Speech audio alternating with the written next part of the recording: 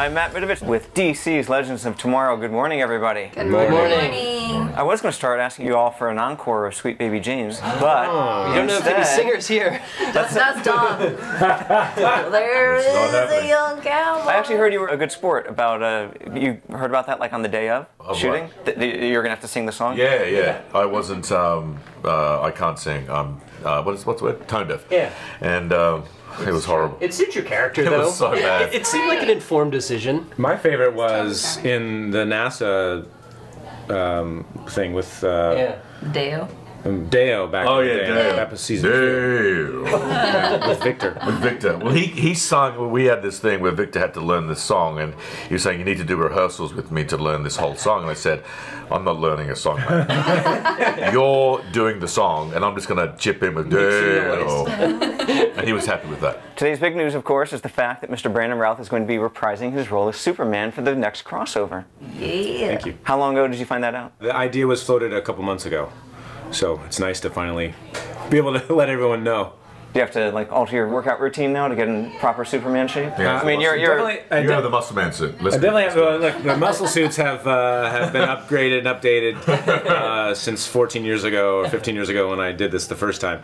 So that's nice. But and my eating has always the last 5 years been pretty well in line. But the workout has not been as big a deal. So definitely amping that up to get back into some of the former shape that I had 15 years ago.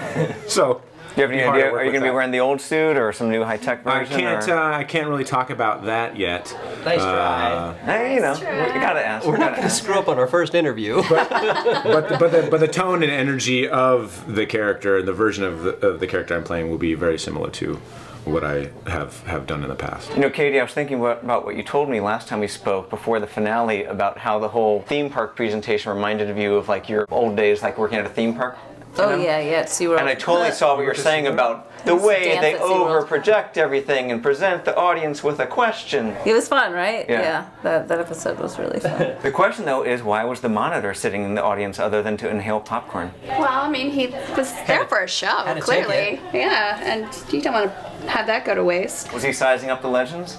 Yeah. It certainly looked that way. I mean, he at first had that disapproving nod. He had the book, and then he probably just saw that commercial with Supergirl, Arrow, Flash, and was like, "I'm gonna go see this show," and then was like, "Oh, wait a minute! I thought this was superhero. I thought this was the other Trinity. Who are these bozos?"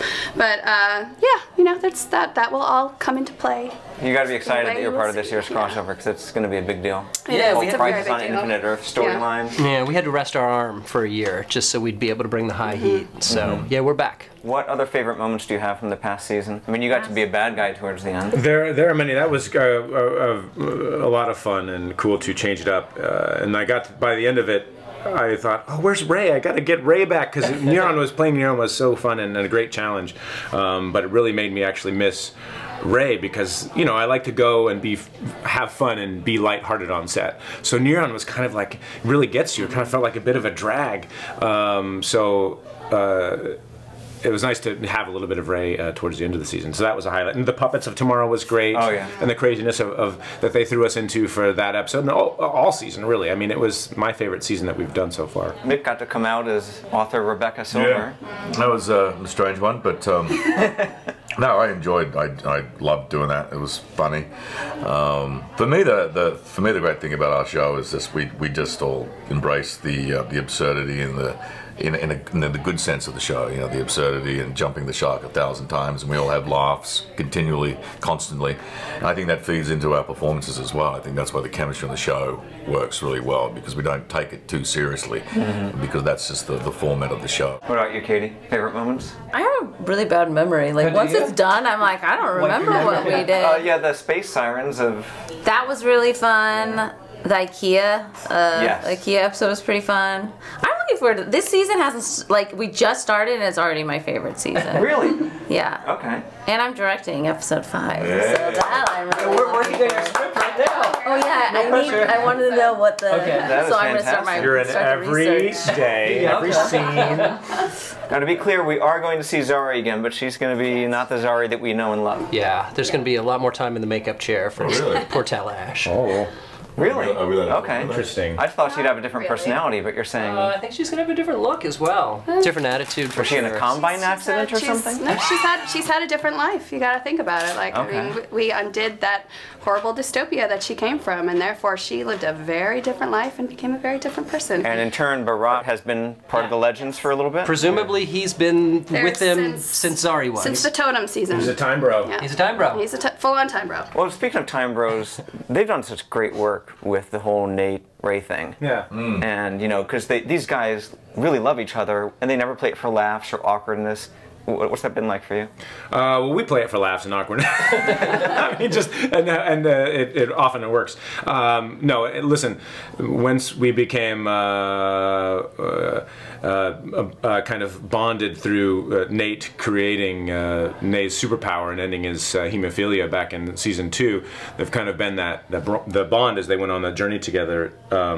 And you know, Ray never had like a buddy growing up, as we reveal in past seasons, and so now they're like adult, like it's his buddy, like his best buddy, as if they were like 10, you know, being silly, which is why they get, you know, they have that real kind of sincere bond that, you know, I think is really cool and different, and Nick and I are good buddies as well, so that helps. I want to talk about this year's villains, the souls that Astra has released. Are we still calling them encores? We are. Yeah. Okay, so the encores. Are we casting them CW friendly, or are there moral limits to how much of a thirst trap Genghis Khan can be? It's hard because like you have to think of these are awful people who ended up in hell, but they have to have a little bit of fun, you know. So there are lots of people who are like, oh, wouldn't it be great to, you know, and you're like Pol Pot, you're like, ooh, that's no fun. Yeah.